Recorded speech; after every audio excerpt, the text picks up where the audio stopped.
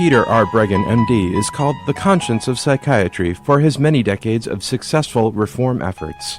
His scientific and educational work provide the foundation for modern criticism of drugs and ECT and lead the way in promoting more caring and effective therapies. His books include Talking Back to Prozac, Toxic Psychiatry, Medication Madness, Psychiatric Drug Withdrawal, and now, Guilt, Shame, and Anxiety, Understanding and Overcoming Negative Emotions. Welcome to the Dr. Peter Breggin Hour. Hello, my wonderful audience. I'm as usual in my home office, looking out over the trees on the hill in the background and looking at the birds coming and going from my bird feeders that hang out the big piece of glass I have there and where most of the wall used to be. Glad to be with you again. I've got a really great guest today. Let me just check and see if he's there. Tom, you there? Peter, I'm definitely here. Oh, that's great. That's great. I've had Tom Moore on before. He's one of the most informed scientific people in the field of adverse drug reactions, and I'll tell you a little more about him after I finish with my intro. A lot of good things going on with me. Cheryl Atkinson, Attkisson. She has a syndicated TV show called Full Measure. It's on Sundays around the country, around where I am. It's the Syracuse station carries it. And she's done a wonderful interview of me about psych drugs that's just really powerful. You may be able to get it. The show's called Full Measure, and it was a week ago from this past Sunday. And Aaron and Melissa Dykes, who did that great film, 2 million list downloads so far, The Minds of Men on Mind Control. She stopped by my house, two of them actually, Aaron and Melissa, for a visit. Ended up filming me again for just a short discussion of my new organization, Stop the Psychiatric Abuse of Children, SPAC, with Michael Cornwall. And that was inspired by our outrage over hooking up children to electrodes, the FDA's approval on the basis of 35 children for 4 weeks. Not even a study, it was worthless. Approving hooking these kids up for all night long brain stimulation with no limit for the rest of their lives, whatever some prescriber and some family wants to do. And it's supposed to be for ADHD, which is just a travesty, putting electrical currents through the brains of these children. And we've got on Breggin.com, just go down a little bit and you'll see that children's page and you'll see the SPAC and you'll see a film that Aaron and Melissa, a short film that they made out of my interview. It's more than just an interview. And I am just so full of feeling and yet reason and outrage and so many different things as I talk in this film about what it's going to be like when we have millions of children being hooked up in the evenings, and then there'll be alternatives, I'm sure, and then they'll modify it, and then they'll energize it some more, because this is from the division of the FDA that has to do with devices, and they're unscrupulous. They allowed ECT to go on for years untested, without approval, without saying anything about it, just allowed it to go on, went back and forth about it.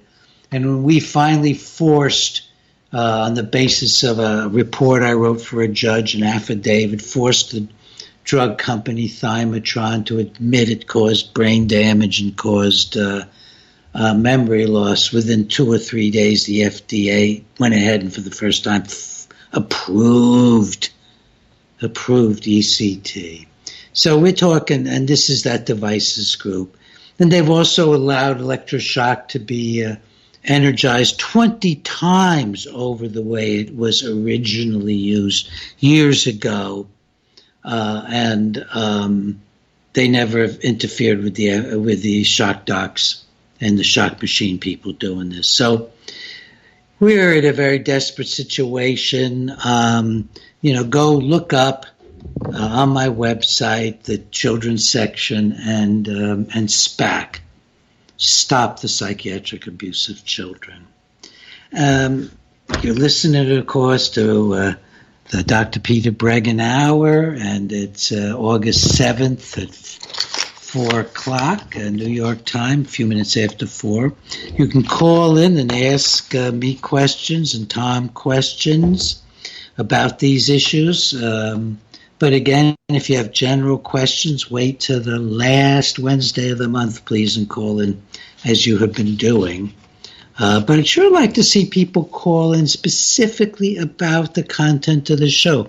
You all seem more settled into just listening when I have a guest on and enjoying it, not calling in, and then waiting till you can call in about all the stuff that interests you the last Wednesday of the month. And remember, we have the archives. And you call in on 888-874-4888,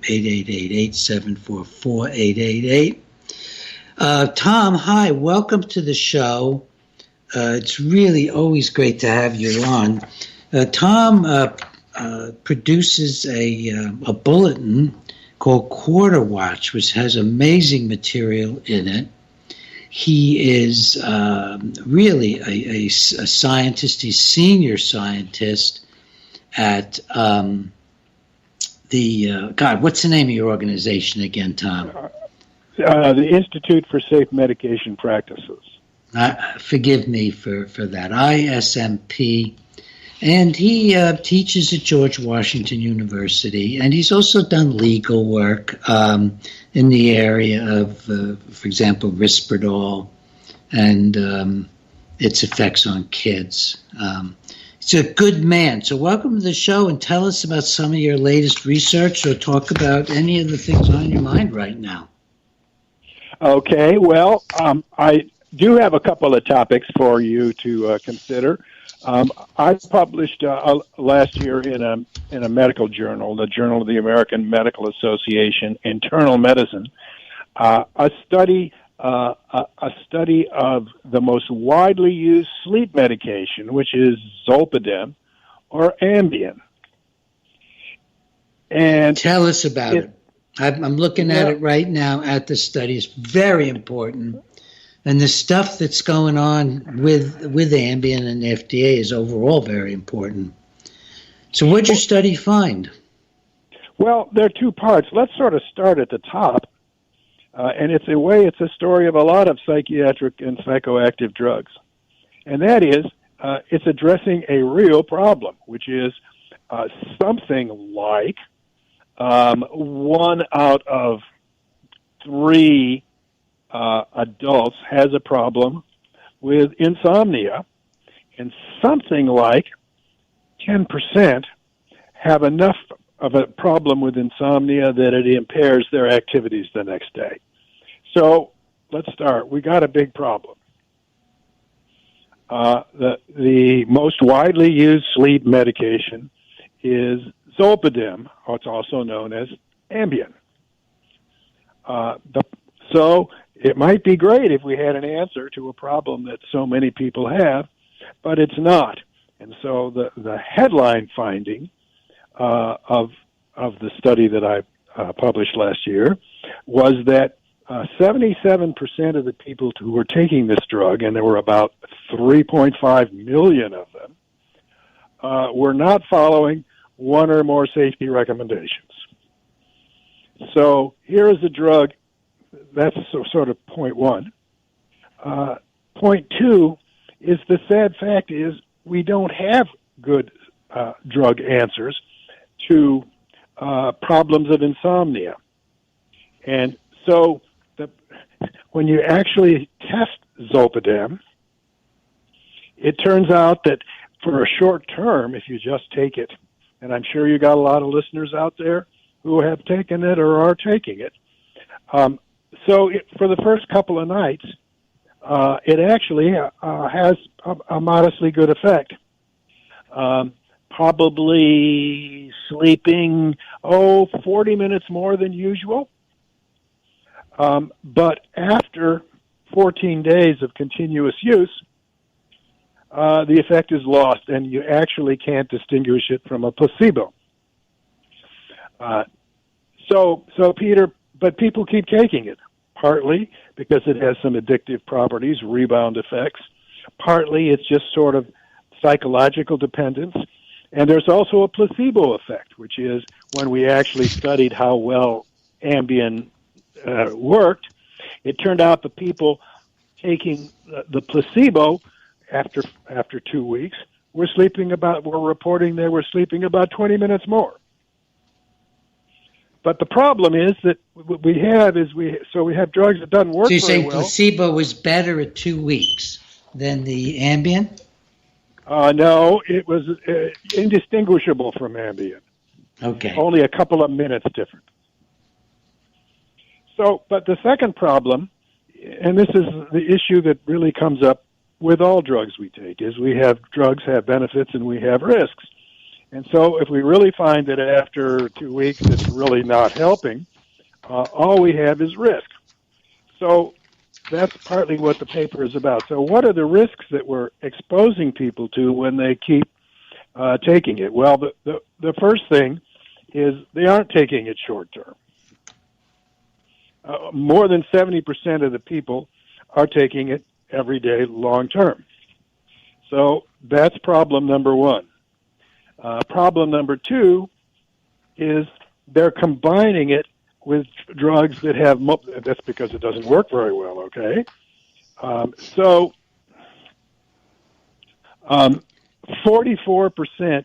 of the people who were taking this drug were taking 2 or more medications that worked in the same neurotransmitter system. So that might make you sleep a little better, but we're also talking about risks of next day impairment. So it's sort of a sad story because we really need drugs, or many of us need to sleep better than we do. This is the answer that millions of people turn to, and it doesn't work. And sort of as a society, we're not using it properly. In other words, saying it can work in the short term, but everybody's taking it long term. You don't want to combine it with an opioid or another drug that's active and depresses your central nervous system, but that's what happens. So it's like a lot of psychiatric drugs, which is we aren't using them wisely, and sadly, they have some effects, but they aren't very large. What about the terrible effects of this drug? It causes sleepwalking, sleep cooking, sleep driving, sleep climbing out of windows. It can cause other bizarre behaviors. Have you researched that at all or reviewed what's going on at the FDA? Because they look like they are raising a lot of issues about this recently. Well, this also has to do with the dose and people taking too much of it. Again, because the drug doesn't work very well, people want to take more of it. But it has a series of adverse effects in some patients. And they can be a variety of bizarre forms of behavior. Now, one of the problems, I do drug safety research full time. One of the problems we have is we know we have these cases. We can go out. I find them in my adverse event data, every quarter and every year. But we really don't know how many people are affected. But some of these behaviors, and it also can include suicidal behaviors, can be very serious. I think actually, Peter, you left out sleep sex as well. That actually passed me by. That's interesting. Well, any sleep activity. But do you get sleep rape where somebody turns on somebody else and takes advantage of them under the influence? I was wondering about that. Now, or it might go the other way around. So somebody had sleep and then woke up the next morning and didn't realize they'd done it. Oh, okay. So the more like a roofie effect would be what you might expect too. You could have either, I think, from a drug like this. I would expect that you could become a passive participant or even an unconscious participant because you're drugged, or you could, just like sleep cooking or sleep driving, you could take advantage of a person without hardly knowing what you're doing. Well, I have a little story about a real case. It's a different sleep medication, one of the benzodiazepines, that kind of gives you a feeling of in the worst cases when it triggers abnormal behavior. Now, I want to say that we don't know how often it happens, but I still would have to caution everybody it's relatively rare. It is to say most people this doesn't happen to. But any case, and this actually was a case that was a psychiatrist told me about. So there was a young man who was sleeping with his girlfriend and couldn't get to sleep, so he took one of her benzodiazepines. Well, he only went to sleep. You'll recognize some of the key symptoms here. He only went to sleep for about 20 minutes, and then he got up, and he went to the closet where he got out his baseball bat. Now, fortunately, it wasn't the girlfriend. He went out into the driveway and started smashing the windows of his own car. Well, it was such a fracas that the police were called, and when they arrived and tried to restrain him, he was in such a frenzy that he actually broke one of the policemen's jaw. So that gives you, when psychiatric drugs, and we don't know how many, we know that they occur. I think both you and I have been experts in cases that involve violence, but they are very tragic, and many people just don't want to believe that in some people this can happen. But the answer is, I'm sort of here to tell you it can. There may be other drugs more likely than Ambien, Zolpidem, but we see cases there too. Yeah, and I think the sleepwalking, these kind of automatic activities are not maybe not as rare as you're describing, simply because I meet so many people who say, oh yeah, that happened to me or it happened to my mother, just in chatting about these drugs. I have a feeling that a lot of people have these strange reactions, but maybe they fortunately don't get into a lot of trouble. What is the FDA doing? I mean, I read that they were going to look into all of these newer drugs that are sort of like benzos, but not quite, like Ambien. And Lunesta, I think, is another one that causes these very similar things. Is the FDA doing much about it? Have you been able to keep up with that? I have not been able to keep up with it. Well, the FDA's done two things over recent years. And there's one piece of perhaps good news that I can't quite explain. But the first thing that they did several years ago was that they reduced the recommended dose for both women and the elderly. There were studies that showed that in those two patient populations, the blood levels were about 40% higher. So they recommended halving the dose for and tried to push that. The other thing that I think you were referring to is they did put out a warning. About sleepwalking and other abnormal behaviors associated with it. Now, something else is going on, and I'm not sure how it's exactly linked to the FDA, but partly. But I track the use of these drugs year by year. And actually, over the last 3 or 4 years, the usage of it has dropped quite a lot, from over 5 million people being regularly users to about 3.5 million. Now, what I hear anecdotally is that providers and health plans are no longer routinely renewing these drugs. And so that may be why we're seeing the utilization decline, which is good news, because this is a drug that can work for people on a short-term basis. But over a long-term basis, you have risk. Over a long-term basis, you have only the impression that it's helping you sleep. And then the other problem is all the things out there that you can combine it with. Alcohol that can cause next-day impairment, or worse. That, you know, if you need a pain medication, an opioid, it's combined. So that's the other problem. Or some people add a benzodiazepine because it doesn't work. Then we're talking about people whose health is who's taking on too much of a drug that suppresses the central nervous system.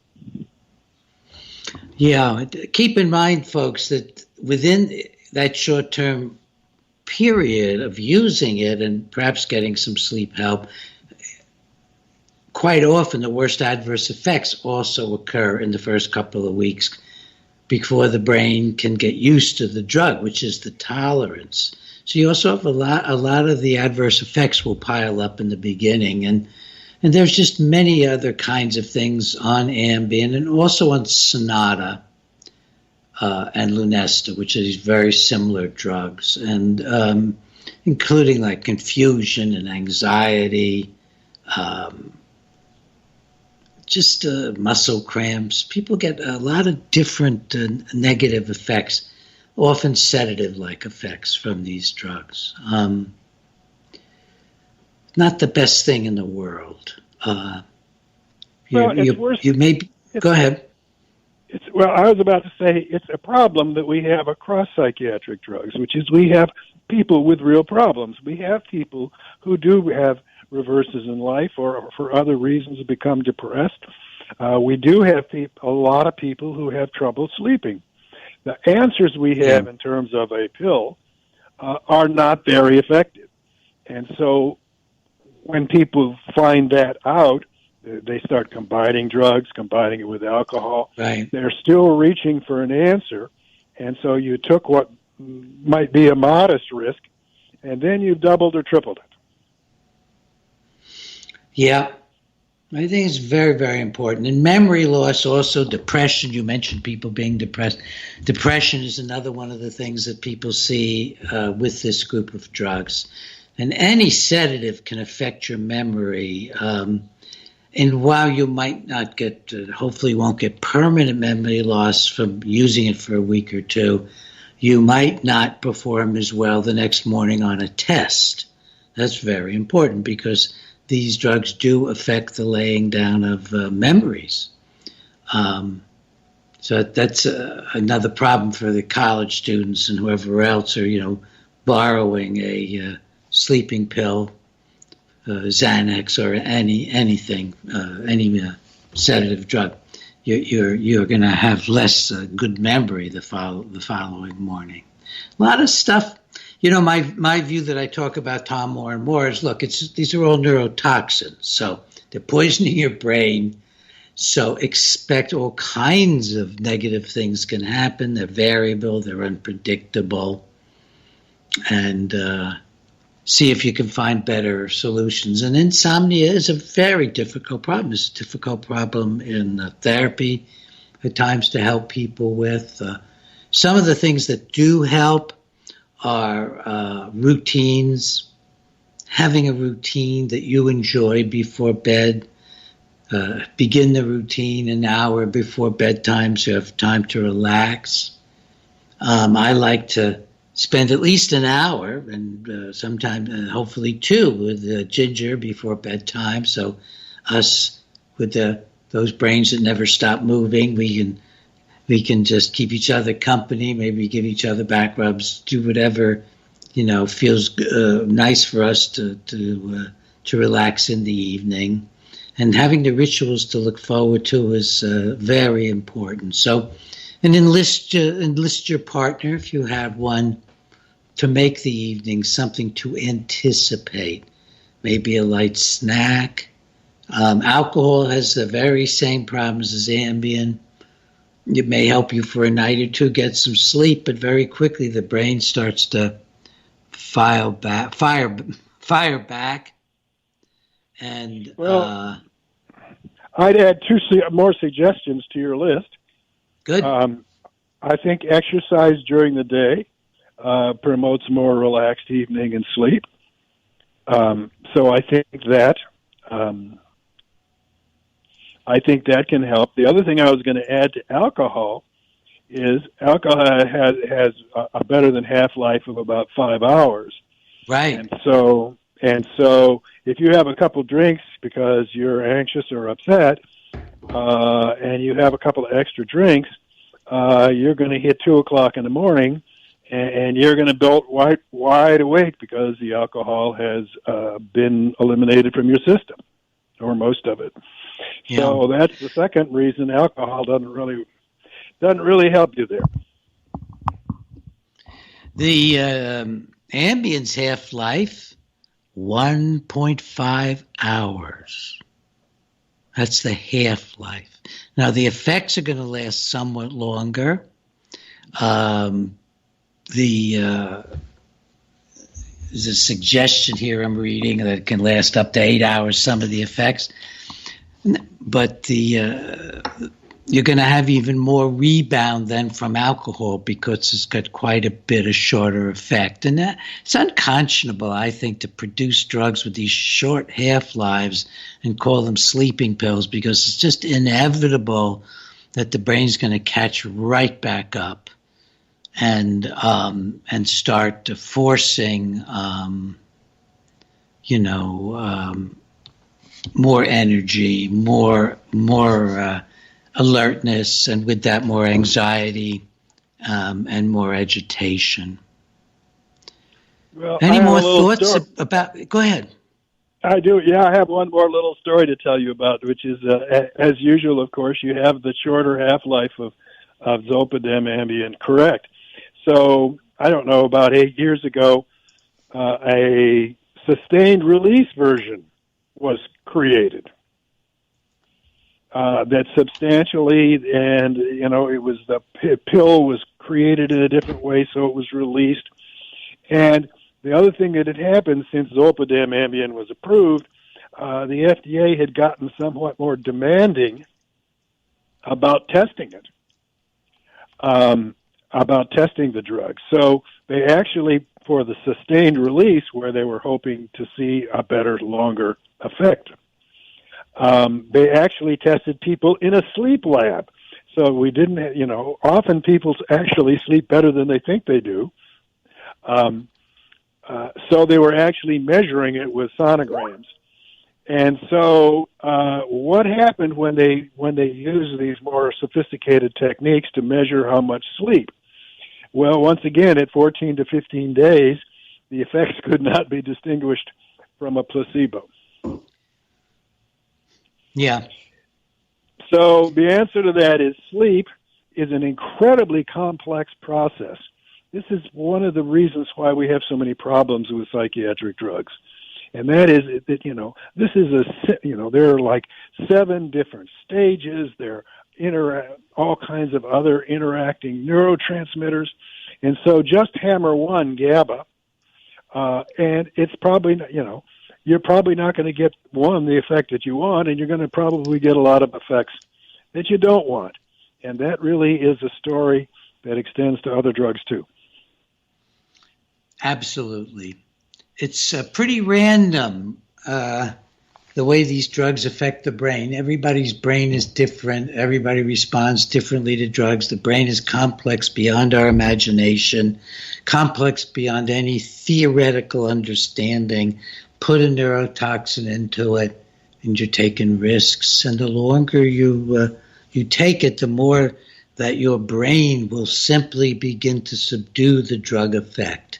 either to jack you up and charge you up if it's a sedative, or to sedate you if you're being jacked up by the drug. It's a pretty simple formula, but it generally works. That the brain doesn't want the intrusion, produces a grossly opposite effect, and then in the long run, I think all psychoactive drugs, marijuana, doesn't matter what it is, they're going to have somewhat of a dulling effect on your quality of life.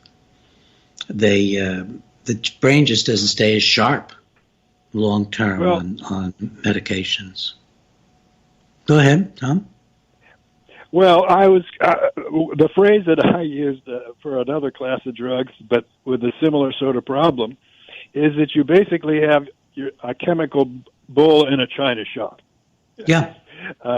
And the body is adjusting to it, and I'd be a little more technical than you, not disagreeing, but all kinds of things. Once you put the chemical bull is loose, your body makes all kinds of different sorts of adjustments. So actual neuroreceptors, in some cases, and you were talking about it making people anxious, in some cases, because the natural circuit is being blocked by the drug, the cells actually produce more receptors. The opposite can happen, which is what you're sort of talking about with dulling, which is to say, because the receptors are blocked, they're not working properly, they get absorbed. Now, the problem and the reason we get withdrawal and rebound and other kind of symptoms is that in some cases, if you stop the drug, the brain cells restore those receptors to their normal balance that they had. But in some cases, they don't. Or in some cases, it takes, and of course, you have a whole book about psychiatric withdrawal, and that's about people whose receptors have not been restored. Yeah, and these changes that drugs make in the brain where the receptors downregulate, that is, they reduce their numbers and their sensitivity. There's two different effects. They reduce numbers and sensitivity, or they upregulate in response and increase their sensitivity and numbers, can become permanent. And tardive dyskinesia, this terrible abnormal movement disorder that you get from any dopamine blocker, which is all of the routinely used antipsychotic drugs and some other drugs as well, and you end up with permanent upregulation causing hyperactive movements from all the blocking. And animal studies have shown that with the antidepressants, that the response of the serotonergic system, of course, is to resist the jacking up of serotonin in the synapses, and you get this loss of receptors. And in animals, it's been found to last for months after cessation of the drug exposure. So this is all very serious stuff we're doing. Let me take a question on insomnia from Julie in Massachusetts. Are you there, Julie? Yes, I am. Can you hear me okay? Yes, very clearly. Yes, I have had a struggle with it. I've called in before, and I've had a struggle with insomnia for 8 years now. And recently I discovered the reason it took all this long. The reason is because I have kidney disease from the drug lithium. And when you have kidney disease as advanced as mine is, you can't make melatonin anymore. And it's been going on for quite some time. I didn't get any answers from the medical community, so I have remedied it with street drugs. And unfortunately, what I want to do, what I'm trying to do is cut down. What can you do when your body can't make melatonin? And it's not an issue of thinking too much. It's not an issue of anxiety. It's just that your body will not sleep.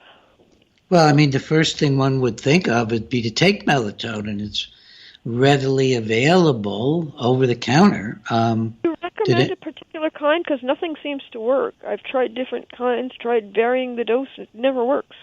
The melatonin doesn't work. No, unfortunately. But are there different kinds, like different sources? Because I don't know about that. How many, Tom, do you know anything about varieties of melatonin? Well, the problem we have is with any other neurotransmitter, which is it's not clear that you get the melatonin. I'm afraid it's not the supplement. I don't think you can even use it. That's what I'm thinking. I think that's closer to which is to say, does the melatonin is part of a signaling system, and it gets a little of it gets emitted by a cell across a little, for a millisecond. So simply flooding I'm not even sure how much of it gets across the blood-brain barrier. So I'm afraid that a melatonin, well, again, probably everybody is different. And also, it's almost like any of this, a short-term effect, you might see a short-term effect. So no, I wish I had an answer for you on the melatonin products, but I would have to say I'm not surprised that you didn't see many effects. I think you would have to see a sleep specialist and to look at your chemistry and other things. It's way beyond anything that I could make a recommendation to you. Yeah, the problem is they want to test me for sleep apnea. I know it's not sleep apnea. It's been 8 years now. I would know by now, and other people have been in the room when I have slept, unfortunately. But no one's ever noticed me stopping breathing, and I don't have any of the symptoms. I don't wake up gasping, and they insist on testing me for sleep apnea first. And so I have stopped it right there. I said, I don't want to be tested. This is a waste. Can you just give me some answers? And they don't. They want to. They insist on. It must be sleep apnea, but it's not. So at well, what would happen if what you're concerned about with getting tested and they rule out sleep apnea to their satisfaction, and maybe they can. Then they send you to a psychiatrist, right? Well, you know enough to not do that, but I think you may. Maybe you shouldn't deprive yourself of. Going through some sleep testing. Just a thought. And I did very quickly pulled up an article with just what you're saying, association between chronic kidney disease and sleep disturbances, just to let the audience know that does exist. It's a very tough subject, the insomnia issues, and I do think that the best things available have to do with soothing routines in the evening, and maybe trying alternative approaches like meditation before sleep, maybe even trying some acupuncture and seeing if it'll help you. Trying alternative treatments and especially things like, imaging at night. You've done all that? I exercise during the day. I run quite a bit, and that's my meditation. But I did try acupuncture for a while. It's just not available to me in my area. Not at least they won't. I mean, I would have to travel pretty far, and I'm concerned about the expense. I mean, how often I would have to have it, etc. I could do it once a week. I don't think I could afford it any more often than that. Well, I wish you very good luck. I'm glad you called in. Tom, any other thoughts? No, I hate to be the sad sack here, but one of the problems we have is we don't have a very powerful array of drugs that work effectively with sleep. The ones we have really serious drawbacks. So I think that I would agree with Peter about that to see what you can do with non-pharmacological approaches, but also I think I would agree with Peter that a sleep apnea test, it's not an invasive or damaging test. Just so your physician has ruled that out, would be something worth considering. And they'll find other things, and on a sleep test, they're not just going to be looking at sleep apnea. Yeah. Well, good luck. Okay, thank you. Good luck, Julie. And if you do take the sleep test, give us a call back. Oh, I'll certainly let you know. Thank you. Thank you, dear. Tom, we are moving along. We've got about 20 minutes left. Do you want to talk about some of the other research or anything interesting, exciting you're doing? Because you do a lot of stuff. Well, yes, I have another drug that we're using extremely unwisely and extremely widely. And that is a drug called gabapentin. It's also called Neurontin. And there's one that's very similar that's a brand name drug called Lyrica. And so here is another. So we're actually on the same neuroreceptors. We're going to just call them GABA receptors. And this actually is a synthetic form of GABA, the neurotransmitter. So let's just start. And so what does it do when you take, in the synthetic form, gets it past the blood-brain barrier? So you get the neurotransmitter. Into circulation. So what does it do? Well, the answer to that is it's really not clear. It was approved by the FDA, if we're using gabapentin or whatever, 15 or 20 years ago for two very narrow forms of epilepsy, and then I think Lyrica has indication for fibromyalgia. So you would say, well, gee, we don't really understand what it's doing. The testing of it was very limited, so you wouldn't think there was very much of it being used. Well, the opposite of it is true. The opposite of it is true. There is only one psychoactive drug, and that is hydrocodone, opioid, and acetaminophen, that is more widely used than gabapentin. So here's, and that is taken by 8.5 million, and then add another almost 2 million for Lyrica. And so we have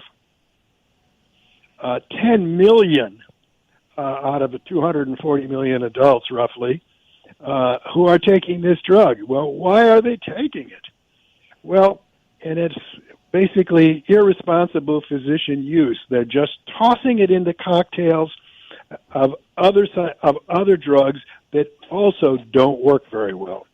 So when I looked at the 10 million people taking one of these GABA drugs, the answer was we're talking about patients who were taking all kinds of dangerous, untested drug cocktails. So just some of these numbers are just stunning. Half the people taking gabapentin were taking overall 10 or more drugs. Oh, Lord. That's just amazing. 10 or more drugs, including 3 psychoactive drugs. A quarter of them were taking 5 or more psychiatric drugs. So now we're looking at sort of what we might call the reverse Peter Breggin effect, which is there are groups of physicians and patients who will go along with this, who, when they start to realize that the drug is not working very well for the patient or might have side effects, what do? They add another drug. So we have a whole population out there. With these drug cocktails that we've never tested. Now, Lyrica has significant withdrawal effects, might be a little less for gabapentin, but anyway, it apparently leads to other problems. So 37% of the people taking this drug regularly were also taking opioids. So we're talking about serious central nervous system depression. The other thing that happened with gabapentin is it's cheap. $30 you can buy for about $30 you can buy a month's supply.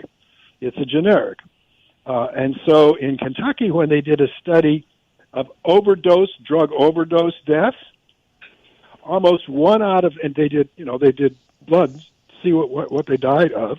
It was mostly opioids, but 1 out of 3 also had gabapentin. So people are taking this drug thinking that they're developing tolerance to opioids and think that they will add people who are sadly addicted. are thinking that it will hype up the drug effect, and apparently sometimes with fatal results. So here we have, again, this sort of a second case of a drug.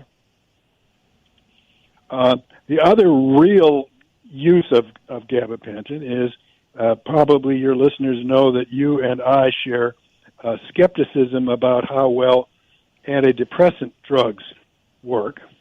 A simple line that I use is, in the clinical studies of antidepressants, half of them fail to show any benefit at all. So what happens when, once again, you get a disappointing result? Well, docs just simply throw gabapentin in. Same thing happens. We don't have great drugs for pain. They're trying to stay out of opioids. So they throw gabapentin in, even though there's really no evidence that it probably helps much. And so the other shocking number that I came up with was when I looked at the people taking gabapentin. And once again, remember, this is the second most widely used psychoactive drug in the country. I found about 47% of them were taking an antidepressant. And why is that? Once again, it's the sort of daisy chain of psychiatric drugs that don't work too well. So they're trying to find a way. So they're tossing this in. Maybe it'll help.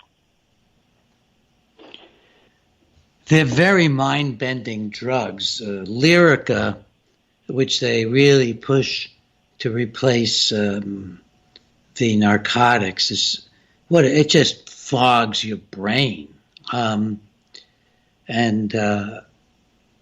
I think it's a bad thing we're seeing where there's so much emphasis on the dangers of opiates, which in many ways are not as dangerous as the psychiatric drugs. And we're seeing them being replaced by the psychiatric drugs, which we have far more studies showing cognitive difficulties and permanent problems with. And it's it makes me just huff and puff. Let me go to Sarah, who's in California. Sarah's a dear friend of mine, Tom. Started out as just somebody in the audience, and she's really a very reform-minded, active person. Say hello to Tom, Sarah. Hey, Tom, say hello to Sarah. Hi, Hello. Peter. So what's up, Sarah? Well, I'm just listening to both of your discussions on these sleep medications and psychoactive substances, and it just really reiterates that psychiatry is exceptional at jerry-rigging the central nervous system to force function, but you can only jerry-rig it for so long, and forcing function is like wearing a cast on a leg that's broken and then leaving the cast on for too long. And essentially the central nervous system is just atrophying as these receptors are upregulated and downregulated, and it's like a third world country electrical system, and they just keep throwing other things at it, trying to force more function. That's a good analogy. It's a little scary, but they're turning our brains into third world countries. I like that. Well, I agree with you, but in some ways I'd be even a little more pessimistic. And that is to say, I think that several things happen. One, the jury rigging is not like we have a scientific, let's try one, and if the one doesn't work, we have a step therapy to two. Basically, they're just tossing other drugs in. The second one is the cascade problem. The second problem, the way you get to those people I'm talking about who are taking half of the GABA population taking 5 or more psychoactive drugs. And I have a colleague who's actually studying this, has a grant from the National Institute on Aging. The second problem you have is the cascade. And the cascade is this: antidepressant drugs for maybe 1/3 of those who take it, maybe a little less. It makes them anxious and gives them insomnia. So guess what? Out comes the Zolpidem. So we get a cascade of chasing the adverse effects. You may get the other way around. So maybe 25% of the people who take antidepressant drugs actually become somnolent. This is the bull in the china shop. Actually become somnolent and sort of dopey. So guess what? Out comes the amphetamine-like stimulants. And so the cascade is the other way we get the people on what you were talking about. Yeah. It's desperate for so many people who, they hear Dr. Breggin on the show, they read about be very careful about these medications. We really need to, get off of these medications, be very careful getting off of these medications. And sometimes people work on getting off of the medications, but they get off of them too quickly. And then they're just slammed with the paradoxical effect. It's just this whiplash that comes out of nowhere. And then it impacts their entire life and their entire ability to function.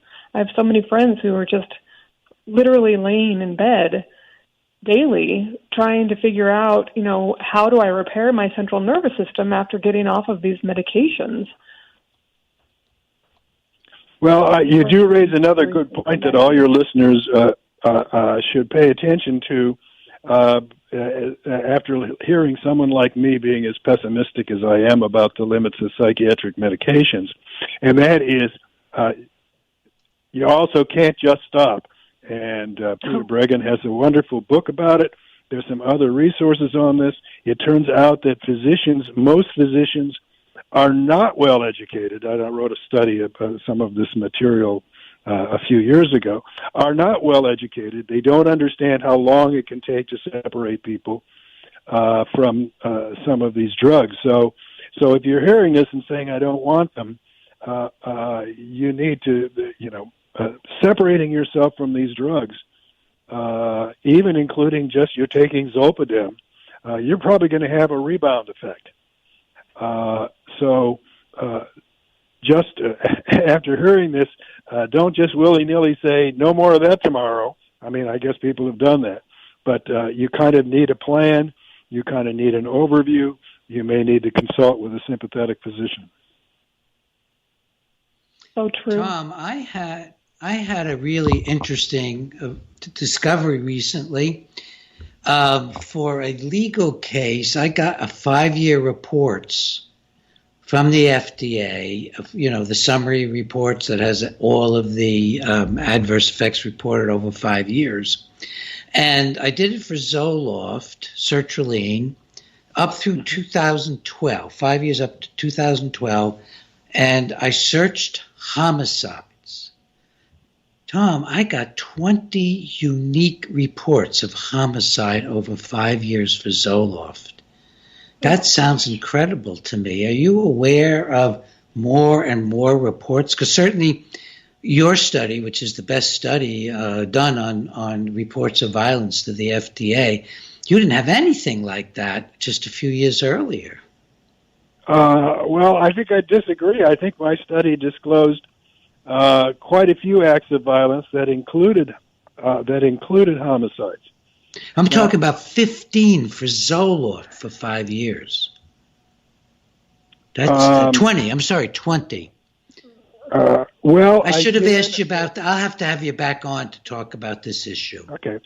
So, as you know, I did do, and there could have been more recently, I did do a study of violence associated with reports of violence, and homicide was one of the endpoints. I don't, at the moment, recall the number. I'm not surprised, but let me give you a word of caution, because I guess both of us have been experts in cases that might involve criminal activity. Crimes are very complicated and have a lot of circumstances, and evaluating those reports might lead us to believe that some of those reports the drug was less likely to be involved. Oh, I'm sure. I have no doubt about that. The number was stunning, though. I've not seen anything like that. In your report, Zoloft didn't missed the break point for the P was I think 0.02 or something. But I'm going to talk to you about that separately. We're getting toward Maybe I'll send you a little email about it with some of the data. Thanks for being on the show. You're such a scientist, and you're so thoughtful about everything you do in this arena. And I'm glad to see you getting involved in some legal cases. Any wind-up thoughts about what we're talking about today? Well, my summary is I guess 3 points. The drugs that we've been talking about address big problems, sleep, or very serious problems, psychosis and schizophrenia, or very widespread problems of variety of types, depression. These are big problems. These are real problems for people. These are impairing the quality of life, and I, myself, take them very seriously. The sad fact is, because of what I call the bull in the china shop effect here, most of our drugs have very modest effects. Many physicians grossly overrate their benefits and underrate and aren't sensitive enough to their side effects. And I guess I would not say don't ever use any of these, but I would say be very careful, be very skeptical, understand that your expectations have to be low, and don't take them for any longer than absolutely necessary. It's a good summary. In my practice, as most of you know, I think I have a lot of regular listeners. I actually conduct my practice and have always, since I finished my training in 1966, I have always avoided starting people on psychiatric drugs. And I've treated people coming out of hospital, psychotic, on drugs, and, wean them off and work with their families. So many of the issues we deal with are best improved by working with families, especially with the children. When you have children, I think it's a crime to give kids psychoactive drugs. I don't think they should get, amphetamines any more than they should get them illegally. So think about how you can work with your family or a couple. Look for a good therapist. There are a lot of good therapists out there. That's our music. Tom Moore, thank you again for being on the show. You bring so much good sense and scientific knowledge. Thanks for calling in. And have a good rest of the week till I talk to you all again. Bye-bye now. Have a great week. Bye-bye, Peter. You too, Tom. Okay, bye-bye.